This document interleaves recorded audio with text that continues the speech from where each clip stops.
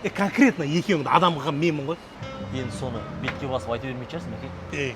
Бетпеге баспағанда ше, сен кредитін төлей алмай жүргенде кім жауып берді кредитін? Мен жапқам. Сен ше ойбайлап қарыз болып қалдым деп жүрген кезде кім төлеп берді қарызын? Мен төлеп бердім ғой. Екеуіңді адам қылған менмін. Мәке, не осы жүрген жеріңде міндетсініп, көмектескеніңді айтып жүресің? Айтпағанда ше, айтам. Шыңғыс керек, ол да қиналып жүр, оған да көмектесесің бе? Конечно. Сосын тағы да артынан міндетсініп айтасың ба? Енді міндетсінбегенде ше, міндетсінем. Ол сен көмегіңді алмайды бәрібір.